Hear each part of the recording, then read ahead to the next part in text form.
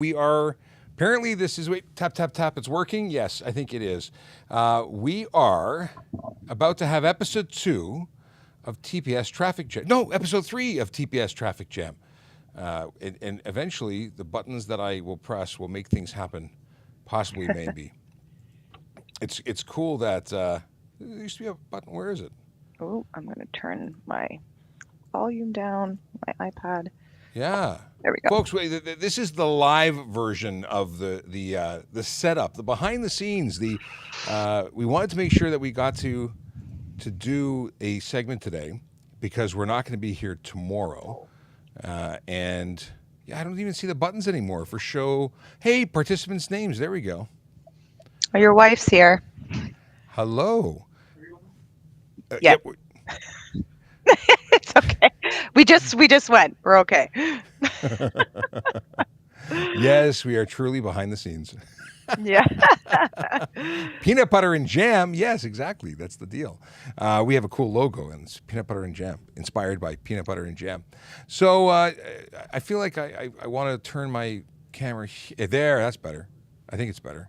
Now it looks like I'm looking at you as opposed to looking away. Yeah. So for anyone who's just tuning in, my name is Sean Shapiro, and I'm a police constable here at Traffic Services. I work in the Traffic Safety Programs Unit, and this is a new thing for us. It's sort of a rebranded thing, really, in that this is TPS Traffic Jam, and it's a podcast-style content that we're creating, and it's a little different than what we used to do. We used to do a Monday to Friday show, as it were. After our TikTok live was done, we'd go online and we would take questions from the public, and we would have different guests on. Well, Erin is no stranger to that because you have been a guest many times before, and we've talked about what you do. And you're a parking enforcement officer with Toronto, and you're a bike advocate and a knower of many pedal-powered things. Yes. No, but an all-around good person, right? That's what you're known as. I would hope so, for at least some people. A lot of people don't like to see me when they're getting a parking ticket from me. But yeah, since I've started the social media thing, it has been a great, fantastic way to, one, build a rapport with the cyclist community within Toronto and actually all over the world. It's been amazing. Like through, I guess I've been doing social media now. It's going on 5 years now, I believe. Yeah, because we started this in 17, I believe. Yeah, 2017. So my math is off It's there. But amazing how time flies because yeah, I got into this too, and obviously I do a lot of social media. I think I get to credit you for the TikTok introduction because we were making videos for your TikTok originally. that's right. You helped me with my first video that was with PO Jason Hickey, one of my good friends, Yeah, who is featured in a handful of my TikTok videos because he enjoys doing social media too, but he is not full-time social media like we are. But yeah, and you took TikTok and you ran with it, and you have created a whole niche for yourself in the traffic and police community. So it's been amazing to watch you grow and see all our accounts together grow. It's been really exciting over the last two years now. Yeah. that's wild. Time Yeah. flies. It has been an amazing ride, and lots of cool things that we're going to do in the future. I'm confident of that. Just wait till they make the first Toronto Police full motion picture. The Feature film. the feature film. Yeah. Motion picture. Who calls it that? So the goal today is to talk about more about what you do, and many of the people that are listening to what we talk about want to know the answers to questions about traffic and law and safety. And when you jump on it like you did today during our live, you answered questions about parking rules and stuff. But I don't think people really credit parking enforcement as what it is, and I don't think they have any idea of how vital parking enforcement is to keeping our city moving and keeping it safe. So I want to talk about that. I want to talk about your dedication and your connection to cycling because you are the poster child for safe cycling and more importantly bike lanes, Yes. like specifically of how to protect cyclists. And then, but before we get into all that, how did you get into what you do. I mean, you became the media relations officer for parking, but Yes, you got into parking. What brought you what brought you to us? Because we're hiring. The Toronto Police is that's hiring, so right. we always want to talk about becoming a member of the Toronto Police. Yeah, so honestly, I have people comment on my TikTok all the time. They're like, "Did you think about when you grew up, like I wanted to be a parking officer?" No. What do you mean? Come on. Well, I did know, back when I was applying for college, I was applying for police foundations, and it was something that really stood out to me. I had been involved with air cadets growing up, and I just love that whole paramilitary sort of organization going through ranks. So after I went through college and police foundations, I became a security guard. I did security for 4 years at Ryerson University. Loved that job as one of the best jobs I've ever had. But after 4 years, it was time to move on to a more career based job. And I had connections and friends who worked at Go Transit as special constables. And I had a friend there who just, spread the word that parking enforcement was hiring, and he thought I would be a good candidate. And I applied, and here I am 7 years later. Is today the 14th? So yesterday I missed it. Yesterday was How my could you? I know. I missed my own 7 year hire date anniversary. It was yesterday, April 13th, 2015 is when I was hired with TPS parking enforcement. So yeah, it was just an opportunity came my way, and I took it, and here I am. So that was your hire day for signing. What was your first day? You still have time. You could do a post on your first day. Do the then and now. And My sorry, the I think that was actually my first day of training. So the hire date, I believe, was you really missed that. in. I really missed that. That was in February, and I actually remember the day I got the call from recruiting, or now talent and acquisition, that I was selected, and I was given my what do they even call it? It's your offer, but it's like a probationary or Conditional offer. conditional offer. That's right. So yeah, I was told I got the conditional. I was actually recertifying my EMR course with my Ryerson security friends when I got the call, and they all knew I was sort of in the process, and they could tell just how excited I was when I took the call and walked out of the room and came back. And I fooled them all. I just came back in, I sat down, and like pretended like I was all disappointed, and then I was like, I got the job, and I was so excited. So what was that experience like? I mean, it's not an instantaneous thing where you just apply and you get it. A Yes. lot of stress, waiting. How was that whole process for you? Yeah, so it was a lengthy process for me, and it was things were different back then. So now you actually have to do the whole OACP certificate. I did the process before that was a prerequisite to be in Toronto Police or parking enforcement. So basically, what it was, I applied, I got called in for testing. So that's the first stage of, well, back then that was the first stage. So you would go in, you would do like a grammar English test, and then you would have to pretty much recite a parking ticket on another piece of paper, but you had to do everything like exactly the same, and you'd be surprised how many Oh no, people I could I, not I can copy something I can onto. actually speak to that from firsthand experience because I applied to become a parking enforcement officer. There you go. So Uh, you I, know it. Yeah. and the reason it wasn't that I was a court officer at the time. I was part time, and I was in working the cells, and I really wanted to be out riding a motorcycle, and I had my blue card because I was already an auxiliary officer riding the motorcycles, and I said, you know what, I should become a parking enforcement officer. I could ride around and get a totally different experience from what I was getting in courts, more hours, Totally. and that freedom. So I went and did my test, and I put my actual badge number on the ticket as opposed to the badge number that I was supposed to That have was on copied, it. and Yeah.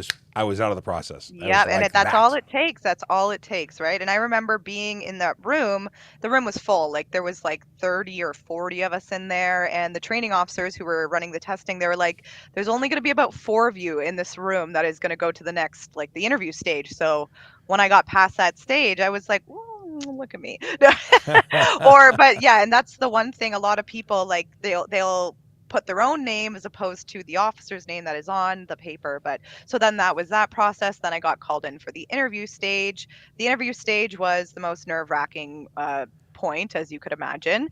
And then you are notified afterwards whether you pass the interview, and then you would move on to the background stage. So once you're in the background stage, you're getting there, you're getting close to getting your conditional offer, if you have a clean background, that is, of course. And that's a big deal. Background checks, people Yes, get knocked out of the process all the time because either they have a bad driving record or they have something in their history that they don't even think is an issue, but it becomes an issue.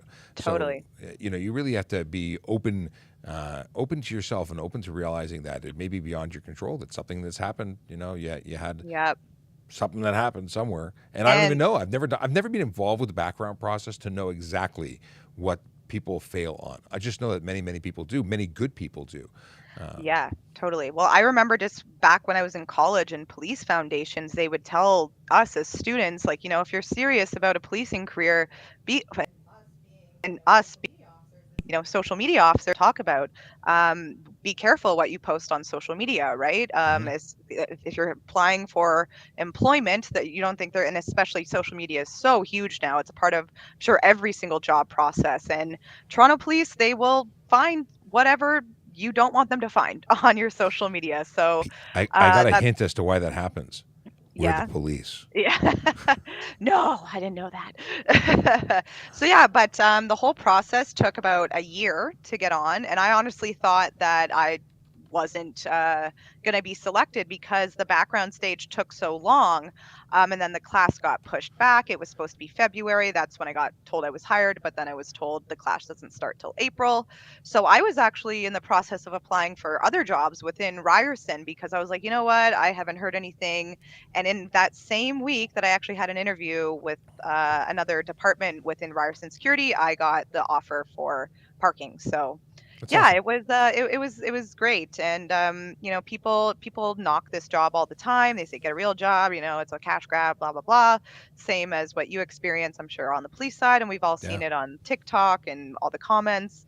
But at the end of the day, this is a great job. If you're someone who likes to be out by yourself, you have supervision, but at the end of the day, you're out there by yourself on patrol, and you get to work outside in all elements of weather, depending on if you're an outdoorsy person. The summer, best part of this job. There's nothing like the winter when your nasal stuff freezes. You have icicles, like something out of Yeah, that totally. certain movie with frozen boogies.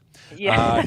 Uh, but so people must ask you all the time: Is this a stepping stone? Is this your career? Are you going to become a police officer? What are your goals? Because obviously there's an entire chain of command within parking enforcement, and we share the same boss. Our We do. superintendent is Superintendent Scott Baptist. He supervises or controls or is in charge of parking enforcement citywide, as well as traffic enforcement citywide, or traffic services citywide. Yeah, so this could be it is a stepping stone for a lot of people. They'll get hired into parking, or, like you said, people from courts come over from courts to parking because it's full time, more hours and whatnot. But for me, I love what I do. It's not to say that has, the doors closed for going anywhere else. The fact that PC is hiring right now, Special Constable is hiring right now. I've had a lot of friends reach out to me saying, like, this is your time, do it. But I'm still on the fence. I'm not gonna lie. I did open the application process earlier this week, but anyway, Ah, but you know what? You're in a very unique position. If you, yeah, as a media relations officer, as a specialist, as someone who does not what a normal parking enforcement officer does, because you do much more. that's right. Whereas if you were to become a police officer, you'd be going to 911 calls. You'd be doing a totally different job, and that change. I was a supervisor in courts when I left, and I was an auxiliary sergeant. And you go from being in a supervisory role, it's hard to get into a non-supervisory role. It's just a change. You get Yeah. comfortable in the things you're doing and the way the day goes. So I can appreciate how not wanting to change would be. Yeah, well, that's the thing. It's a huge lifestyle change too, to move to a different job. I would be going back to compressed shift work for a while. I love my schedule. There's so many pros and cons. So yeah, it's a constant tug of war with Well, myself when I listen, think about this. I So am not selling you on changing, because that means you wouldn't be working with me on a regular that's basis, and we right. have a lot of Yeah. fun. So don't you don't need to go. Don't leave. Don't Yeah. nobody harass Erin. Yeah. So let's talk about parking and what parking really looks like, because I think parking enforcement gets a really bad rap, Yeah. more so even than traffic. Because I can pull someone over, give them a ticket, and they accept it. But I know many times we've talked about the fact that parking tickets get issued and people lose their minds. Yeah. anger. And it's funny. We did a video yesterday specifically for your TikTok talking about what happens when people get violent or angry or abusive after you give them a ticket, and it happens all the time.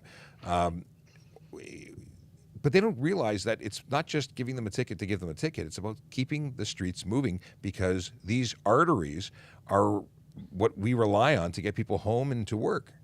Absolutely. So yeah, that's, the number one thing I hear is like, you got to make your quota or it's a cash grab. No, the whole reason why we issue you a parking ticket is so that you don't do that again. We would hope that you would hopefully pay for parking next time, as opposed to not paying and paying, probably double what you would have paid for parking.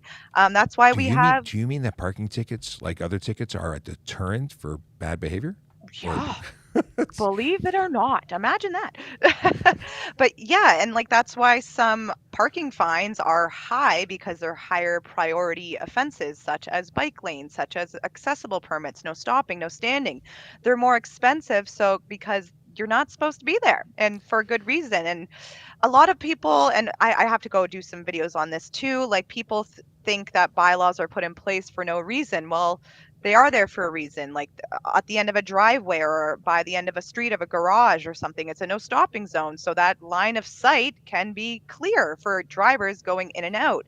There's a reason for all these bylaws. And for anyone saying otherwise, it's just simply not true. And we are ultimately here for safety and to keep the traffic flowing. And it's funny because at the start of the pandemic, when the whole city, the whole world was essentially shut down, we relaxed a lot on our parking for a good like 6 months. People didn't have to pay for parking, because the whole city was essentially closed and Yeah. no one was supposed to go anywhere. But then as the city started to reopen, yeah, you'd be surprised. Well, you wouldn't be surprised, but how many calls that we would get at parking enforcement, like, why aren't you enforcing this? We need enforcement. My street is full. Residential areas, downtown cores, just everywhere. So we're needed. And if we weren't out there and we weren't enforcing, no one would be moving anywhere in this city. I had a very interesting experience, not in Toronto. I went to the airport yesterday to pick up my dad, and that was an experience. I really feel for the folks. Paragon Security was on site doing traffic management, and folks were just stopped everywhere. It took almost a Oh, half an hour to drive in from the highway just to the terminal, because people were just stopping in the middle of the road for their yeah. convenience. And it's things like that where you start to really appreciate and wish there was someone with a ticket book in their hand, so that we can get things moving. Because without consequence, people will do whatever they want.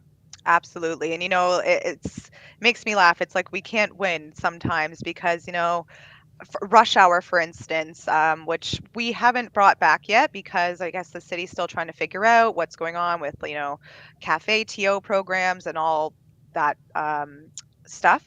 But, when we were enforcing rush hour and I was towing a car that, like, say on Young Street, and it's gridlocked because everyone has to get around this parked car here now instead of, driving straight up the lane that should be clear because it's a rush hour route.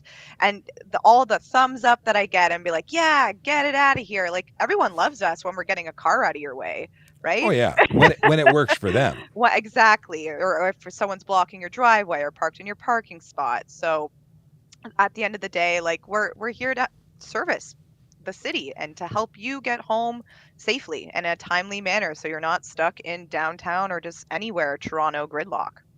A very beautiful and important point made by my wife, who just messaged and says, I think it's an important point oftentimes that TPS gets complaints and phone calls from the public, and that is why certain areas are visited more by parking enforcement or the traffic unit.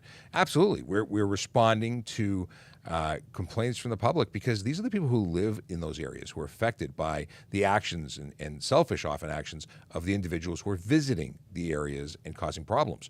And it's just like the issue we have with noisemaker, where people come in with really loud motorcycles and exhaust systems, and they I want to use the word terrorize because that's the way it's being described to me. But they come into an area that's not theirs. Actually, even if it is theirs, they live there. But it's a selfish thing. They're just doing what they want, and it impacts Totally. everybody around them. And that results in calls to us, and calls not only to the police and parking, but to members of parliament, like to the mayor. Everyone hears these complaints, and they're loud and they're angry. Oh yeah. And I can confirm I live in an area where lots of cars and motorcycles love to do that. They love to race up and down the street that I live on, and it is a neighborhood like collective neighborhood complaint. We don't like it. Stop it. So you're signing the petition. I'm putting it. No, Yeah. I would. a lot of folks when we post on social media about all sorts of offenses, whether it be parking or traffic related. When I say traffic, it's not parking is also traffic related, but traffic safety, speeding, things like that. People say, "Well, what's the big deal? Who am I hurting?" It's a victimless crime. But it's not victimless. There's a lot of people who are affected, and I really appreciate the work that parking enforcement officers do every day, both as an officer, because I know what you guys go through. I've written a few tickets, both for both parking and for regular. But I appreciate it as a member of the community. I really appreciate it because I can't tell you how many times I can't get to where I'm going because someone's decided to just drop their car off and take off because coffee's important. Yeah, yeah, totally. Well, thank you, and I appreciate that. And it's always appreciated when anyone from the member of the public within the actual police service, anyone who gives us a compliment and says thank you for your service, because often this is a thankless job. We go out there and we take a lot of abuse from the public, verbal abuse, physical abuse. It happens, unfortunately, and like it does with police officers. But no one should be abused for just simply doing their job and wearing a uniform. And no matter how much you dislike that job or the person in the uniform, but you don't know me. Like you would like me if you met me out in Well, uniform. some I would, people like you, not yeah. everybody. Oh, not everyone, yeah. But at the end of the day, yeah, it's just a job, and we're paid to do a job, or we're not paid to make your day worse. Your day gets worse by your own actions. So if you just obey the law, that won't happen, right? Like, Big Jeff Fresh, who's a regular viewer and participant in our live session, says coffee is important, but park properly and don't disrupt. And I mean, assuming traffic, yeah, yeah, it's that whole me attitude. And you said that you said it, I think, really well. That you're a person and you're doing a job, and that's what you're paid to do. Have you ever gotten a free toaster for hitting a certain number of tickets or a vacation to Maui? no. No. I I just wish. wanted to know if you were getting something we weren't, because I've never Yeah. gotten those things either. But let's change channels for a second. We talk about the fact that not everybody likes getting a ticket and they don't treat you, but you're famous. How does it feel to be the famous parking enforcement officer? Because as a social media officer, you've got way more coverage in the media than I've ever even Well, thought about. that's because before doing social media, I was the media relations. Well, I still am the media relations, but I've been on the news and stuff and do campaigns when we were doing that stuff pre-pandemic time. And that's the other thing. I'm on social media to help you not get a ticket, right? I'm trying here to educate you before you get hit with enforcement. So one of the huge things is a lot of delivery drivers, they recognize me downtown and they're like, I've watched your TikToks. Thank you so much. Really appreciate it. Just at the Starbucks over on Liberty Village there, I've been recognized by the staff. They're like, "Oh, I saw you on I TikTok." was You're with like, you. I witnessed that. yeah, yeah, and like she was a super fan, and she actually will advocate for me. So I don't know if she's watching, but Nima, thank you for your support from Starbucks Liberty Village. Hi, Nima. But yeah, it is surreal sometimes to realize how many people have seen my videos because, like yourself, we've both had videos go bonkers and go viral. I've had one of my bike lane videos been viewed over 8 million times. Like Wow. that's insane, and hopefully the message gets across. Like, and half of the comments are like, what's the big deal? Like, people are just doing their job. Well, that's what I'm doing too. I'm doing my job, and my job is to patrol bike lanes and to teach you all to not park in them and where to park to do what you have to do. Yeah, because you can get around the city without causing any issues, without generating any tickets. You can actually move around pretty safely and easily if we just follow the rules. That's right. Um, the problem with following the rules is it requires you to be cooperative and not be selfish. I think that's a big problem because a lot of the offenses that we see in the city, and I'm sure it's the same everywhere, is about me. I need to go there. I need to get home faster. I need to Yeah. go to the bathroom. Just saying. Yeah. Totally. And if it's also the way people approach an officer about something, like you could get a totally different response if you approach someone respectfully instead of like, hey, like, I'm going to go grab a coffee, see you later, don't ticket me. And that's literally happened. I've literally have people come running out of a Tim Hortons when they see me about to ticket their car, and the first thing they say to me is, don't ticket me. So of course you don't, right? Of well, you asked me not to, so for sure I'm not going to. No, absolutely not. I am for sure going to, because you shouldn't have been there in the first place. But yeah, back to, I guess, going back to your question about, how is it being on social media, but it's like yourself. You get recognized out there, and you get a different response from the public and the community because your face is out there so much.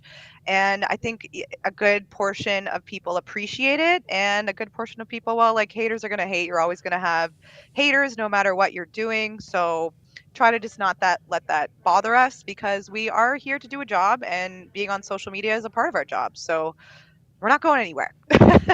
So do people ask you, how dare you, be wasting their taxpayer money being on TikTok? Because I've had that question a lot. Oh yeah, I get that all the time, like, is this on company time? Yes, this is on company time, because this is what our police service wants us to be doing. Social media is a huge part of society now, and how we can reach out to all different dynamics of populations, right? Well, let So, me ask you this: before you started doing the social media gig, how was the public expected to get information about parking, about learning the rules? I guess they had to Google it and read it and understand it, and not be able to ask for any additional information, or was there some other way? well, there's also the Toronto Police news releases that go out, but you would have to go, online, look up on the web, Toronto Police news releases, or it just through the news. Like, if there was something big in parking news, then we would have a little segment on all media outlets for it. But yeah, before that, it was news releases from what I know, or just like, yeah, newspapers, print media, stuff like that. So social media it's great for everyone. And it's sort of to your door delivered information that caters specifically to what you need to know in the now, without having to buy a Absolutely. newspaper to find the one article possibly that tells you that this weekend has free parking, which it does, right? Yes, and I just made a video on that. It's on all platforms. It's on the Toronto Police news releases as well. So check out those videos if you're interested in not paying for parking Not paying on. for parking is great when it's legal. Exactly. It's a big. Now, it's just I'm laughing because I've been reporting on our current traffic safety campaign, and there's minds melting everywhere because we're out there enforcing rules that are not new. But there's a belief that we shouldn't be enforcing them because it's not convenient to get a ticket, and we're making people's insurance go up. Now, fortunately, nobody gets insurance increases for parking tickets. But what are the implications if people choose to ignore and get up a whole bunch of tickets? What could they be facing? Well, before, it was you couldn't renew your license plate sticker if you had scofflaws paid off, but now that's no longer an issue. Is it? But Is it? Because I would think you still can't renew if you haven't got if you have debt. I just think they would block it. oh, okay. Well, I don't know for certain, but that's my assumption. We haven't yeah, actually received any final information from the. yeah. So I don't want to answer that quite yet, but Don't when answer we, it though. yeah, so when we do have that information, we will tell you all on social media. But yeah, you can still get towed automatically if you don't pay your parking tickets. And a lot of people, they say to me out on the street, they're like, well, I paid over $1,000 in parking tickets, and I'm like, well, Wow. why? And you didn't learn from that? Like, that's a lot of money. Like, that could go No kidding. towards that vacation in in Maui or something, right? So it's there's a lot of it's just not good just to keep. Sorry, I'm like spacing out here for a second with my train of thought, but um sorry, so 10 tickets or more, if you've done absolutely nothing with, it's an automatic tow. You are considered a scofflaw. And you don't want that, because then you have to pay off the tickets on top of the impound fee. So there's a lot of things that could still go wrong with you ignoring the parking bylaws. One, it's your wallet is going to be very, very low on cash. Do you think that we're too cheap, that the fines? Because I know for traffic violations, we are the cheapest for speeding and many other offenses across Canada. I'm sure that the city's parking fines are likely too low as well, because some folks say, you know what, this only affects people who are financially challenged, because if someone has money, they'll park wherever they want, and the ticket is, equivalent to paying for parking at some places. Yeah, so that's one of the main complaints I get from public when when they see something that they don't like when I'm ticketing and I tell them what the fine is. They're like, "Oh, that's too low. Like you're not going to see a deterrent unless it's like $500 or something." Well, our highest parking fine is $450, and those are for accessible spots. To me, I think that's a big deterrent for that because I see the reaction that people get when they receive those tickets. I've had to like talk people through it, calm them down. I'm like, okay, take a deep breath. I know. And like, they're like $450. And But you like, know what? $450 for taking away someone who needs that accessible access I think, is too cheap. I don't think it should be less than $2,000. yeah, well, there you go. Because I know how difficult it is for someone Yeah, who cannot, who relies on that spot to get to where they have to go for medical appointments or what have you. yeah, That's a big deal. And totally. the folks who decide that they're just going to go there for 5 minutes and changes anyway, that's something that really bothers me. Yeah, I agree with for many people that they can afford to do what they want, so they don't worry about it.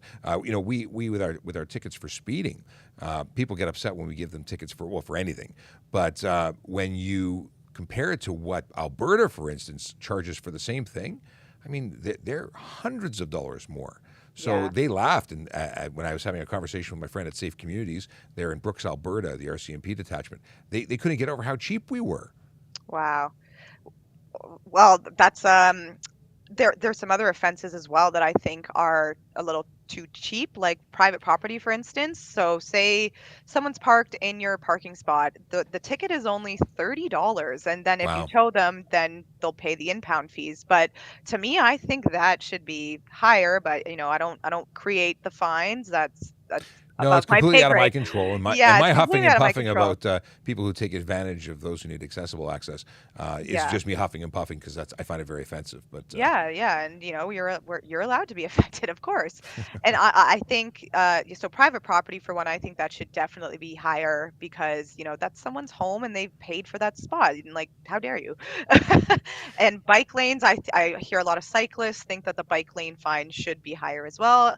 It's $150, but I think there'd be a lot less bike lane offenders if those fines were a little higher. But again, that's not my we scope. impound everything. What do you think? Yeah. We Well, have yeah. Saucy, who's a longtime listener or viewer, says $1,000 in parking fines. Learn how to park. If it's hard to find parking downtown, use the subway or GO train. You make a very good point, Saucy. There's a lot of options for commuting into the city. It doesn't have to be just park at the front door and walk in. There's so many options. So if risk to finding easy to or affordable parking, then maybe parking isn't the right action at all. And let's see here. Okay, so Paul from Toronto, who's coming in through YouTube, says the system is part of the problem. If you park in accessible spots without a permit, you should automatically be towed. What is the process right now for accessible parking violators? So, I have towed. Actually, this was on Grenville, right behind Toronto Police Headquarters, and I actually issued the same car because they left it there overnight. So they got $900 worth of tickets Okay. in 24 hours, and then we towed it because they had not moved. Generally, that's what would happen, especially if they've been there for a long period of time. But yeah, we can tow essentially any illegally parked car if they are obstructing traffic. But yeah, once you're parked illegally and you get a ticket, you could be susceptible to a tow. So that's our policy. So usually if it's obstructing traffic, that's when we would tow it. But yeah, accessible spots, bike lanes, fire hydrants, those are all priority tow bylaws. So we would tow for those. In the United States and maybe elsewhere in Canada, I don't know, but there are places that boot. They boot the cars. I mean, that doesn't really work because then it leaves the car with the continuing the problem. But it Yes. is an interesting way of I guess, getting the driver's attention.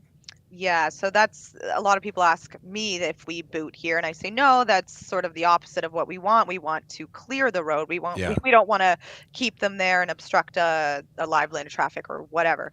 So yeah, I have back before I even thought I would be doing this job, like I remember watching Parking Wars with my dad and laughing and thinking it was so funny, and now I'm like, this is my life. Like, why would I want to watch that TV show? But yeah, in the states, it can be wild over there for parking because of the booting. And if you're just interested in that, go watch Parking Wars because that's not we're not at that level here. Well, but it is interesting because the whole goal of parking enforcement from where I'm sitting is to keep Toronto moving, make Yes, sure that the violators are either removed or dissuaded from doing it ever again, or a combination thereof. yes. Sorry, is there a question? Sorry. I was waiting to find out how you would go with that. No, there wasn't really a question. It was more of a statement. But yeah, we are there to keep Toronto moving. Yes, not we don't want to block up the roads. We want to get you out of there. So yes, we would tow and as opposed to booting, right? And that's how they would, instead of the boot collecting, I guess, the money for how much time it's been on the car, how long your car is impounded for, that's what you would end up paying for. So what would you say is your most commonly asked question? You know, things that people are just not getting, or do you think people understand the rules but ignore them? a lot of a lot of it is because of COVID. But now that things are reopening, it's been the delivery drivers that simply just don't know where they park. Like, and I'm talking more like, delivery drivers who are using their personal vehicles, commercial vehicles. They usually know where to park, or they just stop wherever. Because Uh, it's part of their business plan. it's part of their business, and yeah, their company pays whatever. But it's more like the Uber Eats, the DoorDashes, the food delivery drivers that just seem to think that they can just stop wherever their delivery is. And I like you've gotten tons of questions yourself on your TikTok, Hmm. my TikTok about this, and I've done a lot, like a handful of videos, and I keep making them so the word gets out there that delivery drivers cannot stop wherever to make their deliveries. They have a list of exemptions. They have loading zones. There's allotted spaces for delivery drivers to make their deliveries, and there's certain requirements that you need. So you need to have a sign on your dash. You can't just throw your hazard lights on and expect me to know that you're on delivery, right? So that's the one Wait, common question. you don't know automatically that they're on delivery? No, I wish. Sorry. I It's wish the- I was a mind reader or could read through the mind of or the engine of a car. I don't know. Oh, But yeah, so that is number one. And number two is actually, well, this was more so a couple years ago when we updated our technology with the Green P app. A lot of people ask me, how do you know that I paid for parking? And so that is, we input the same location ID on our handheld device, and it gives us a list of all the cars that have paid on that street. So it's as simple as that technology. it is super secret, must have tactical security clearance to know. Yes. You know, we're running out of time very quickly, but if you were going to send one message to people who are traveling through Toronto in motor vehicles, people who are utilizing, actually, not just people in motor vehicles, cyclists too. What's the one message that's near and dear to your heart in terms of what you do and what you'd want them to know so you can do it better or more effectively? Or I'm putting too many requirements on this question. Tell them whatever you want to tell them. Well, I guess I have two separate messages. So to cyclists, I really want you all to know that please, like, lead by example and follow the rules of the road, because you give all of the cyclists a bad reputation, which, everyone seems to hate cyclists in a lot of cities, but for the reasons that they're not following the rules of the road. So please do us all a favor, follow the rules of the road, stop at stop signs, be safe, and also be very observant for yourself, and the same for drivers. And you're saying that as an ambassador, because I don't think we've really talked about the fact that your specialty, your thing, has been bicycle enforcement or bicycle lane enforcement because you are a cyclist. I think we've actually Absolutely. avoided the whole discussion about cycling this entire episode. Yeah, we've just been talking about parking stuff in general, which is great. But yeah, so I'm out there trying to advocate for cyclists, but it's hard when I see cyclists constantly not advocating for themselves. So do yourselves all a favor, make our reputation better for everyone, and follow the rules of the road. And for drivers, just be observant in all aspects when driving, when parking, read signs properly, because the sign at the end of the day is your warning, and the sign is what's going to tell you whether you can or cannot park there. And I know downtown it can be crazy, but especially if you're not from Toronto, most Torontonians, they know the whole parking deal downtown, and they're careful before they leave their car. But it's the people coming into the city that aren't from here and aren't used to, the parking bylaws here. So just always be observant and be safe, everyone. Look for signs. When the King Street pilot project, where there was no straight through driving at certain intersections, came into effect, I was enforcing that. I was, watching people ignore the signs, and they said, "Well, when I stopped them, I said, what are you doing?" They said, "What do you mean?" I said, "You can't drive through." Well, how am I supposed to know it? But there's signs, not just one, a dozen signs. And if you're not looking, you shouldn't be driving, because what else are you missing? Exactly. So when you're parking, if you're not looking at signs, you're going to get the unfortunate result of being ticketed, and then it's going to ruin your day, and then your dog isn't going to feel nice because you're going to ignore them while you're pouting. I mean that to make light of it, but at the end of the day, you can save yourself a lot of grief just by being actively involved in your destiny, and that may include where you park. Thanks so much. I think that's great. We have to do it again because we'll talk more about biking, which I totally wanted to talk about, and then we just never talked about. And, yeah. But more to come for sure. This was fun. I really enjoyed this. It's always cool when you come and join us. You've been joining. You were on today's episode of the TikTok live stream, which is Ask a Traffic Cop. And if anyone's watching and or listening wants to hear that, you can go into the YouTube archives and listen to the last 2 days, which were, what is today? Today's the... I don't know, the 14th. So the 13th and 14th, you appeared and answered questions. So if you want to catch those episodes, check them out. And today you said something very interesting, and I wanted to jump on as I extend the length of this episode to say that you said about 90% of cyclists that you observe when you're out there on your bike are breaking the rules. That's a staggering number. Yeah. And you said, they don't do the cycling community a service, but they're very, very vocal about, cars breaking the rules. And I don't think there's enough responsibility being taken about the folks. Now, I'm not saying that everybody is breaking the rules in cyclists, and I am also an advocate for cycling. I have a bicycle. I used to ride it a lot before I got injured. Yeah. And I want cyclists to be safe. I also want to be able to support cyclists when the argument is there that it was not their fault. It's hard to argue that it wasn't their fault when there's such a negative outlook. When motor vehicle drivers seem to hate cyclists because there's a presumption that they're going to be terrorizing the roads. It's not the case. There's a lot of great people out there. But I have, at the same time, sat at intersections and in uniform monitoring the stop sign, and then stop the cyclist for going through the stop sign without not even pedaling through at speed. And there's no understanding of the rules at all. It's not that they're trying to break the rules. They have no clue what the rules are or that they apply to them. So there's some education that we need to do, and maybe you and I can partner up and do some bicycle education this summer. Totally. Well, Bike Month is on the way in June, so we'll have a lot of good topics. I don't think I'm going to pedal though. I don't think that's in my future. Sorry, I'll pedal. It's fine. Okay, I'll drive there and I'll meet you there, and we'll do some stuff. But I really want to. I don't want to see people getting hurt on bicycles. I don't want to see anyone getting hurt anywhere. It's really what I do as a traffic educator, is trying to keep people safe. And sometimes they get offended while I do that, but it's going to happen, and I own it. I'm going to offend people. Hey, we can't please everyone, right? Yes. Signs everywhere, a sign. That's Big Jeff Fresh dropping some educational musical content our way. Linda dropped in from Facebook just to say good afternoon, heroes, and good afternoon, Linda. Linda is a big supporter of first responders and members of the police service. So thank you, Linda. Always nice to see you.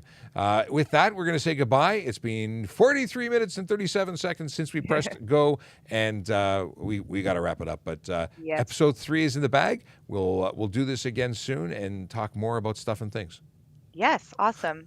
So great talking with you, Sean, and everyone who joined. Thank you. Yes, thank you for spending time. If you're watching this in replay, either on YouTube or on any of the platforms, know that we are trying to get these out as often as possible. But subscribe using your favorite podcasting app, or get us here by subscribing to us on YouTube. You can also watch on Twitch when we're live. This will actually replay tomorrow at 10 a.m.